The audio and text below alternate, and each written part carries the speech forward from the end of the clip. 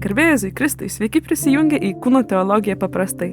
Tinklalaidė, kurioje remdamiesi išlaisvinančių Švento Jono Pauliaus II mokymu, per pokalbius gilinsimės į tikrąjį kūno, jo grožio ir paskirties supratimą. Su Kūno teologija susipažinsime tęstinai, kiekviena laida įves į sekančią, todėl kviečiame klausytis nuo pirmos laidos iki paskutinės nuosekliai dėl jūsų pačių geresnio suvokimo. Tai šiandienos tema – Jėzus jaunikis. Jau mes kalbėjom šiek tiek prieš tai apie santuoką tarp žmonių ir kaip Dievo meilė žmonėms irgi atsispindi per santuoką, kaip per tokį simbolį. Ir šiandienos tema tai dar labiau išplėtoja Jėzus jaunikis. Tai labas Valentinai. Labas Neda. Nu, šauk, kas čia per tema keista. Kodėl mes turim Jėzų kaip jaunikį? Nežinau, kodėl turim, nes nesam to verti. Bet esam labai tikrai laimingi, kad jį turime kaip jaunikį. Ką tai reiškia? Reiškia, kad Kristus mus myli tokiu būdu, kuris yra panašus į santuoką. Ir santuoka jinai dalinai išreiškia, perteikia tai, ane? Yra to analogija, kai kalbėjome apie laišką Efeziečiams, tą palietėme, ne? Kristaus meilė bažnyčiai turi būti atspindima tame, kaip vyras myli savo žmoną, taip? Tai reiškia, tai yra vienas iš būdų suprasti Dievo meilę mums, o būtent vaizduojant Kristų kaip jaunikį, o mus, bažnyčią, vaizduojant kaip jo nuotaką.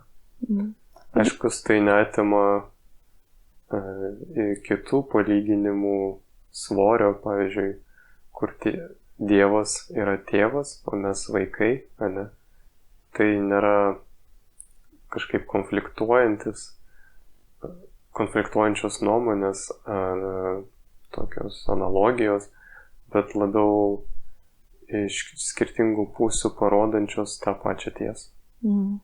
Bet žinai, dažnai sako, kad, žiūrint iš vis Jėzų kaip jaunikį, tai sako, kad tada yra, vienuolės susituokusios su Jėzumi. Bet čia neturime meni tik tai jas, čia turime meni visą žmoniją. Taip. Tiesiog jos pasirinko išgyventi tą santuoką, kuriai pašauktas yra kiekvienas žmogus jau dabar. Reiškia, ta santuoka jinai yra konsumuota, tai yra baigta, danguje bus, o vienuolės jos tiesiog pasirinko savo tokį gyvenimo būdą, kuris dalinai jau gyvena dangaus realybėmis, taip, kur jos nesinaudoja, taip sakykime, ikoną, kuri yra santuoka, kuri parodo į Dievo meilę mums, į Dievo meilę tarpusavį, į dangaus bendrystės realybę. Bet tarsi praleidžia tą ikoną ir iš karto prie paties slėpinio. Jos negali to slėpinio pilnai išgyventi, nes yra dar ribotos to, kad nėra nuskaistintos, ne. Bet čia yra atskiras pašaukimas, kuriam reikia malonės ir dėl to tai yra įmanoma.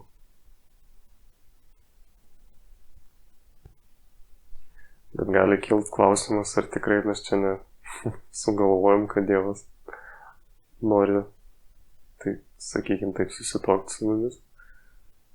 Ar čia nėra mūsų kažkoks fanatizmas, kilęs iš kūno teologijos, viso to, ką mes aptarinėjom. Ir tikrai tai yra bibliškas dalykas. Ir apie tai kalbama yra ne tik Naujajame testamente, bet ir Senajame. Ir apie tai kalbėjo pranašai, kurie palygino Dievo tautą su neištikima žmona, kartais net su prostitute, taip perteikdami būtent stabmeldystės, nenoro atsiversti, nedoro gyvenimo realybę, kurioje gyveno Izraelis, taip. Tokia neištikimybė Dievui. Taip, jie buvo visiškai neištikimi ir Dievas būtent sako, kad Izraelė, tu man esi neištikimas, ne? Nors vis tiek jisai reiškia norą susituokti su savo tautą, tai aš paprašysiu perskaityti tas ištraukas, kur pranašai apie tai kalba. Taip, tai Izaijo knygos 54 skyrius, 4-6 eilutės. Savo jaunystės gėdą pamirši ir nebeprisiminsi našlystės negarbės, nes tavasis vyras, tavo kūrėjas, galybių viešpats jo vardas. Tavasis atpirkėjas, Izraelio šventasis, vadinasi jis Dievas visos žemės. Viešpats šaukia tave atgal kaip nelaimingą ir pamestą žmoną. Argi gali vyras atmesti jaunystėje pamiltą žmoną, sako tavasis Dievas. Toliau iš Izaijo knygos 62 skyrius 4-5 eilutės. Tavęs daugiau nebevadins paliktąją ir tavo šalies nuniokotoje, bet tu būsi vadinama ji mano žavesys, o tavoji šalis ištekėjusia. Nes viešpats tavimi žavisi, už jo yra ištekėjusi tavoji šalis. Kaip tuoktųsi vaikinas su mergele, taip tavasis statytojas susituoks su tavimi. Kaip džiaugiasi nuotaka jaunikis, taip tavimi džiaugsis tavasis Dievas. Ir iš Ozėjo knygos 2 skyriaus 16, 19, 20 eilutės. Ta diena, tai viešpaties žodis, ji vadins mane mano vyras. Paimsiu tave savo žmoną amžinai, tave savo žmoną paimsiu teisumu ir teisingumu, ištikimą meilę ir gailestingumu.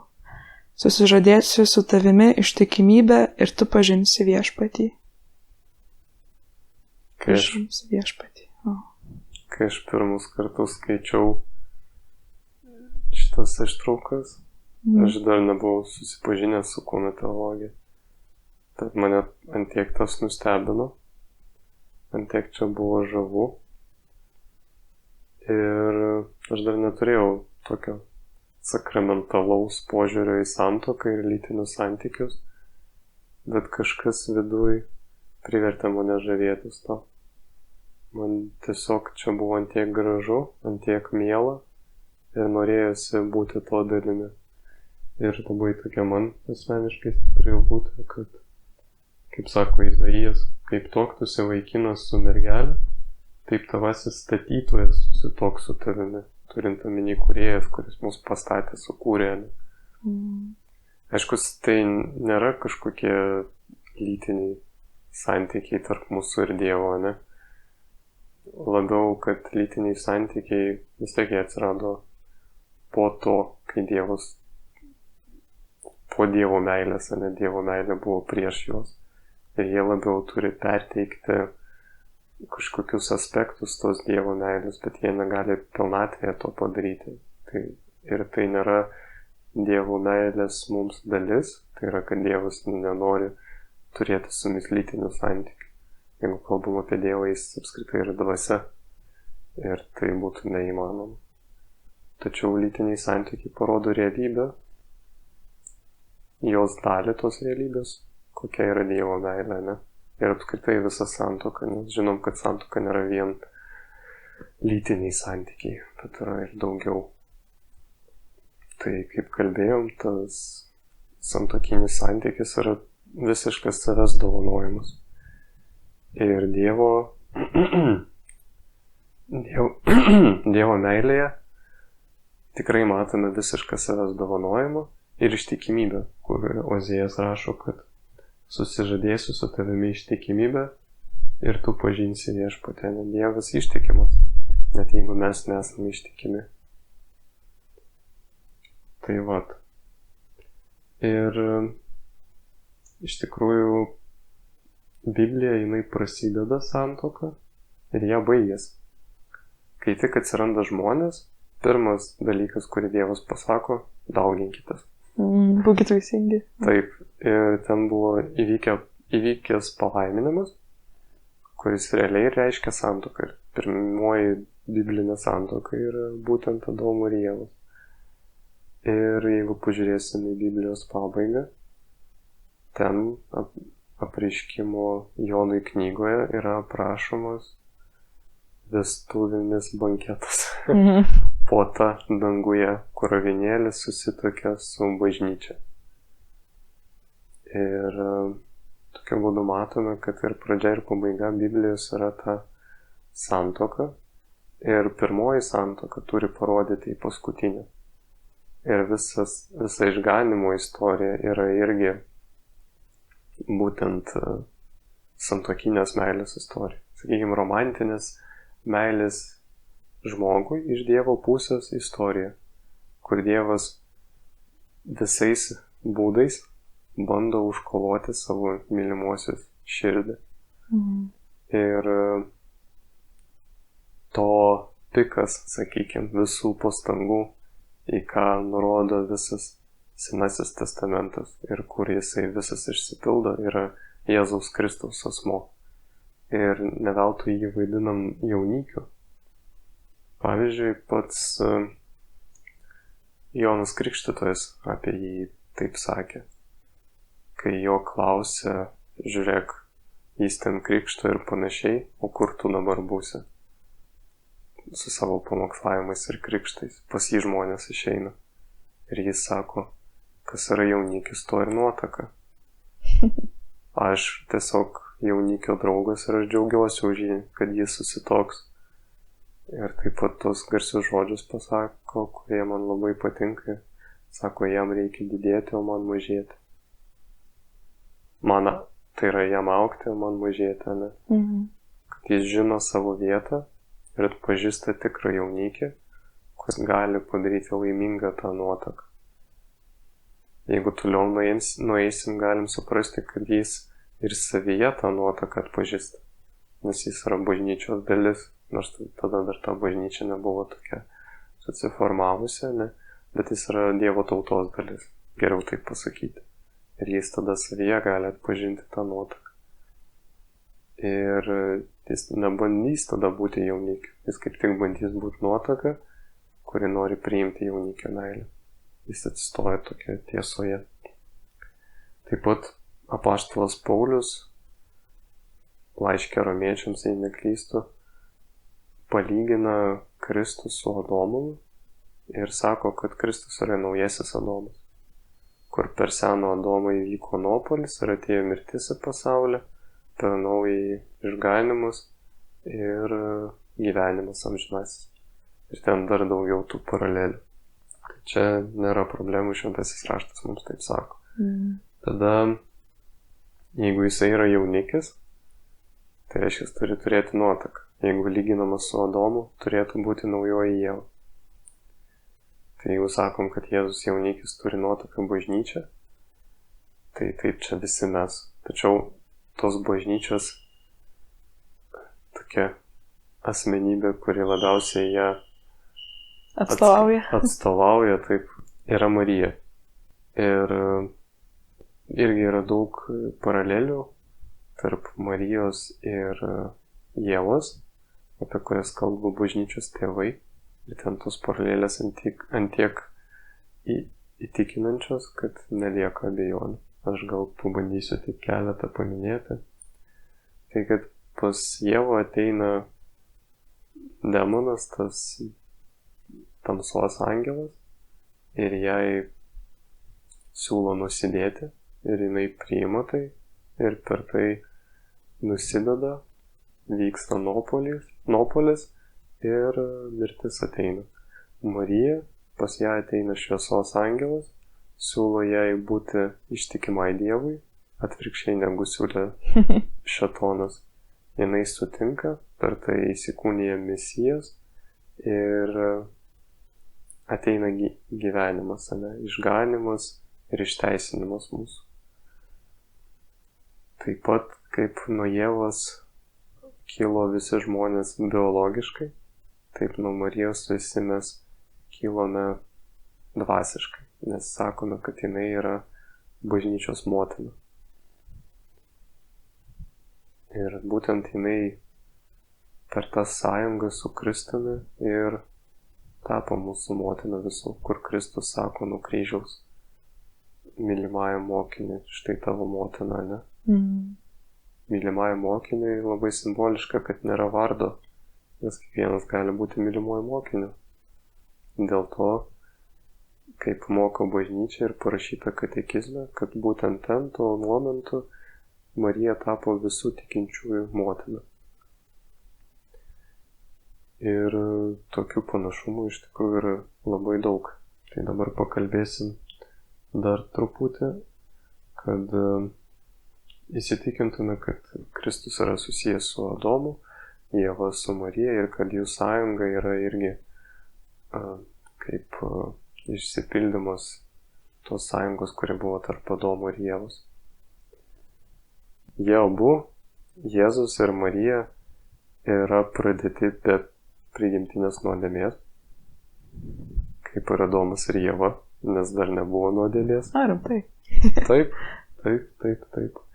Ir dar įdomus pastebėjimas, kad Ieva buvo paimta iš Adomo, tai reiškia, kad jinai buvo sukurta, tai yra paimta iš kito žmogaus, tačiau be lytinio akto.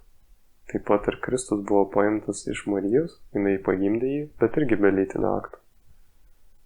Tai irgi tokios įdomios paralelės. Taip pat, kaip iš Adomo šonkaulio gimė jo nuotaka, taip vėliau iš Jėzaus perverto šono ant kryžiaus buvo gimusi bažnyčia. Irgi pat tokia paralelė. Kai bažnyčia gimsta, Jėzus yra užmigęs, jis miega, tik tai mirties miegu. Kai gimsta Ieva, yra kuriama Ieva, Adomas irgi miega, užmigdytas Dievo. Naujasis Adomas irgi yra gundomas sode, tai yra Getsemanės sode, kur jisai turėjo dvejonių ir sakė tėvui, gal paimsit šitą taurę iš manęs. Tačiau jis atlaikė ir buvo prisikėlę šlovingai irgi sode, nes ten buvo kapas Jono iš Arimatėjos. Juozapo, taip, labai gerai, kad pataisai. Juozapo iš Arimatėjos. Ir net toks juokingas faktas, kai Marija Magdalietė jį pamato, jinai galvoja, kad čia yra sodininkas.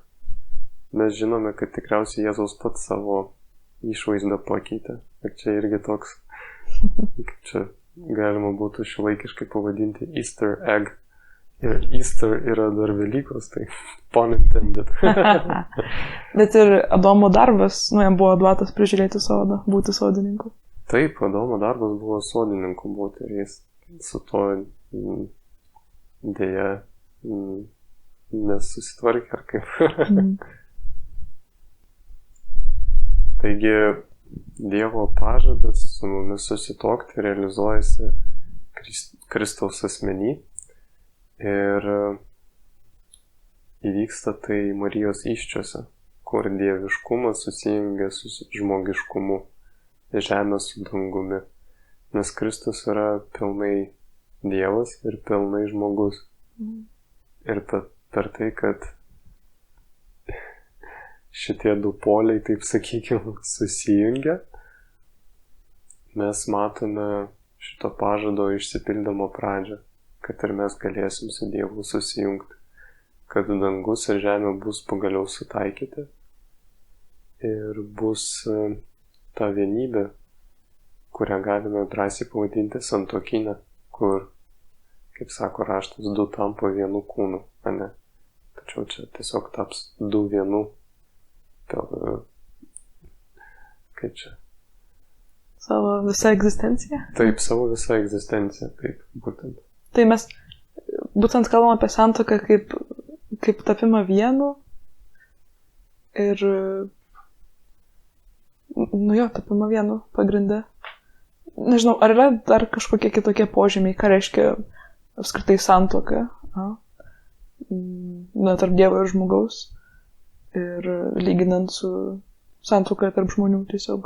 Nes kas vyksta santuoka tarp žmonių, tai jie ir susivienyje, ir gyvena kartu, jie yra vaisingi, O kai yra santuoka tarp Dievo ir žmogaus, kaip tai tada atrodo?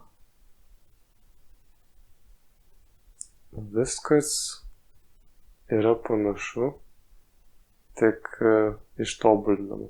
Kaip tas garsus principas, kad malonė nenaikina prigimties ar gamtos, bet ją ištobulina.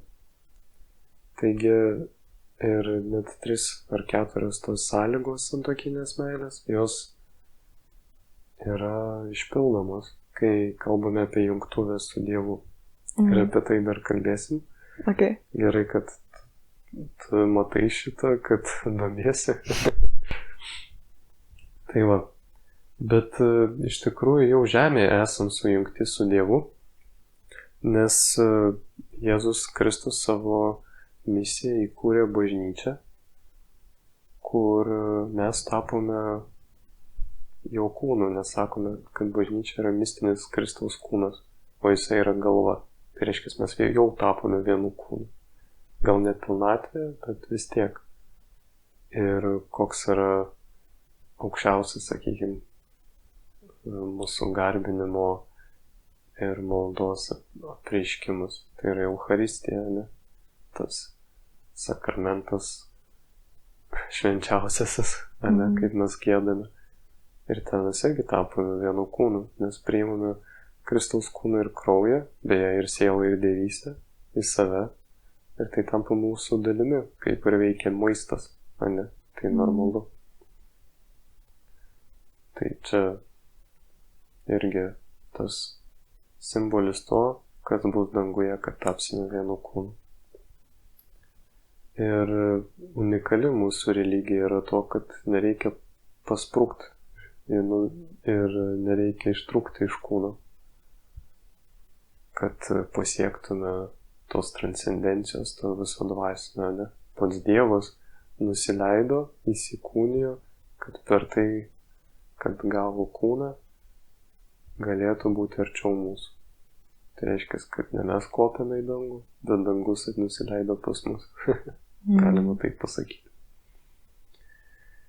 Ir Jėzus daug kartų palyginimuose save vadino jaunikiu, kur sako, kad tėvas iškėlė jam puotą, ne, kur visi kviečiami, taip pat, kur yra 10, kaip jos, tų mergelių su lempomis, ne, su žibintais lempomis. Čia būtų šiuolaikiškas palyginimas su žibintais, ne, kurios laukia, kai jaunikis ateis, ne, ir jis ateina pagaliau.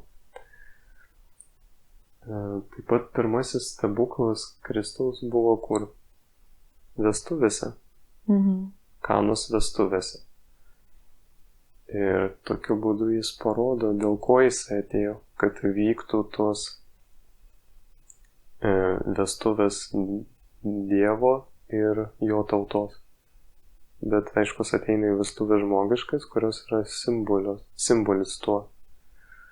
Ir labai įdomiai, kad būtent vestuvėse jisai kreipiasi į savo motiną moterį. Tais laikais tai buvo pagarbus kreipimasis. Čia nebuvo kažkas tipo, ei moterį, kaip mūsų laikais gali atrodyti. Na, bet labai nepagarbu. Nu, kiek žinau, pavyzdžiui, anglų kalboj, woman, tai visiškai skamba ne kažką. Kitose kalbose, kiek žinau, visai irgi. Bet tada tai čia buvo maždaug kaip ponė. Bet įdomu, kad jis būtent pabrėžė jos lytį, ne? Ir nepabrėžė to, kokį santykį jis su ją turi pagal kūną. Tai yra, kad jinai yra jo motina. Ir tada galim sujungti su tai, kad jis kreipiasi į ją būtent per santuoką moteriai. Ir šitos santuokos aprašyme nieko neparašyta apie jaunikį ir nuotaką, kurie ten tuokė. Yra tik tas puotos toks pagrindinis, kaip sakykime, organizatorius. Ir jie. Ir čia irgi simboliška, nes čia pabrėžia, kad čia pagrindinė yra santuoka, kad tai turi būti centras. Ir čia gali būti biški keista, kad čia maždaug Jėzus tokis su savo mama. Kas čia dabar? Pagal kūną jie visada yra, tai buvo, turiu omeny, motina ir sūnus. Bet dvasiškai jie buvo nuotaka ir jaunikis.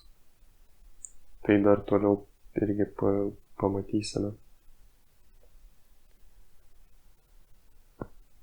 Jau minėjau Eucharistiją, tai Kristus save visiškai atiduoda, kas labai primena santuoką, nes tai yra visiškas savęs atidavimas.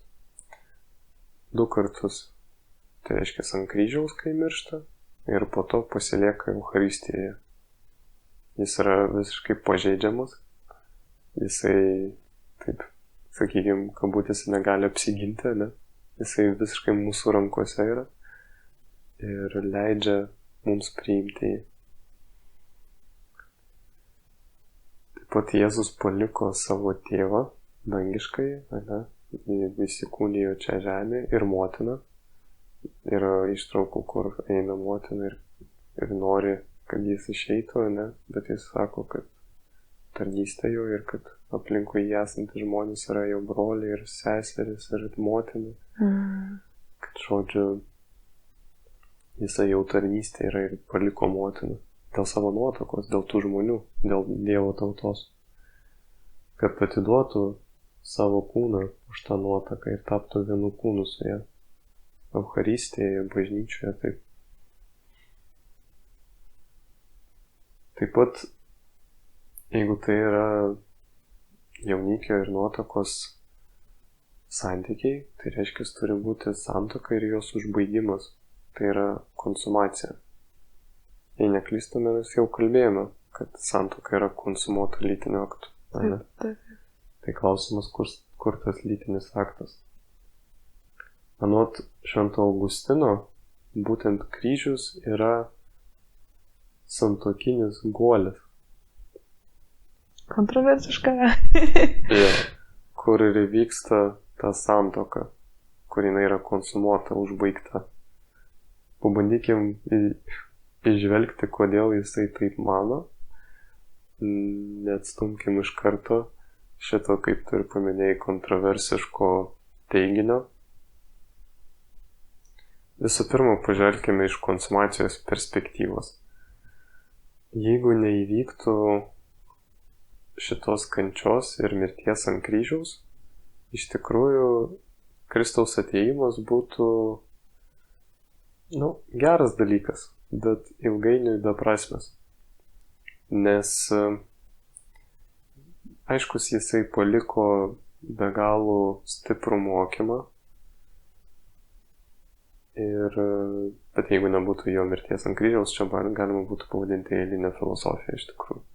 Nes ir daug iš jo mokymų yra pastatyta ant to, kad jis turės numirti ir prisikelti. Ne? Toliau jis išgydo daug žmonių, bet kokia iš tų prasme, jeigu jie mirs ir viskas. Arba net Lozorius, ne? Jis jau miręs buvo ir Kristus jį prikėlė, argi tik tam, kad jis vėl numirtų. Nemanau. Taip pat padarė stebuklų daug ir paguodė žmonės, ne? Priėmė tuos, kurie buvo pakraščiuose, ten prostitutės, muitininkai ir panašiai. Bet mažai tame prasmės, jeigu tai tiesiog pagerino kažkiek jų gyvenimo čia žemėje, bet nedavė vilties, kad šitas gyvenimas žemėje, kuris baigėsi, nėra paskutinė stotelė. Ne? Tačiau kryžius ir mirtis ant jo duoda tą naują gyvenimą. Ir čia jau matome vaisingumo aspektą. Kad Kristus mums teikia gyvybę ir savo mirtimi ant kryžiaus jisai viską užantspaudoja. Savo mokymą apie krikštą, kuris jau tampa tuo, kuris yra pradžia būtent išganimo. Savo mokymą apie pasiaukojimą, nes tame mes jai atspindėme. užantspaudoja ir savo mokymą apie dangų, apie visus atlyginimus dangaus už tai, ką padarėme žemėje, apie pragarą savo mokymą užantspaudoja ir duoda motyvaciją viso to, ką jis liepia laikytis ir siekti, nes tai viskas yra tiesa. Iš tikrųjų, taip sąžiningai, jeigu pažiūrėtume į tokią, sakykime, praeities versiją, kur Kristus neprisikėlė, nelabai išliktų tų apaštalų, nes žinome, kad kai jis mirė, beveik nieks su juo neliko. Ir jau tikrai jie neįtų mirti kaip kankiniai ir neauktų bažnyčią ir apie jį pamirštų.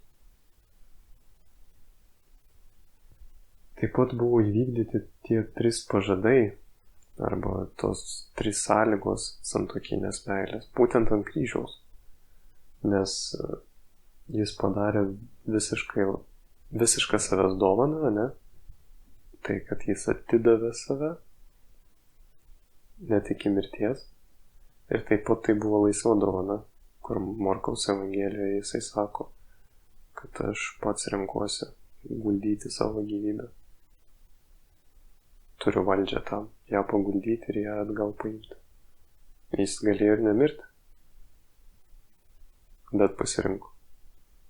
Antras, kad jis tada padarė visiems laikams, ane? Kad mes visi esame išganyti ir jo pažadas galioja čia žemėje ir danguje. Tai reiškia ištikima meilė, kokia ir turi būti santuokinė meilė. Trečias, tai yra vaisingumas. Tai aiškus, jisai mums davė naują gyvybę, ne? Ir jis sako, kad kas pakrikštytas bus, tas gims dangui, ne? Gims iš aukštybių. Tai reiškia naujas gimimas. Ir mes visi tapom Dievo vaikai. Irgi tas tęstinumas, ne? Kaip šeima. Iš šeimos kyla vaikai, ne? Nes sutuoktiniai dovanoja iš meilės gyvybę.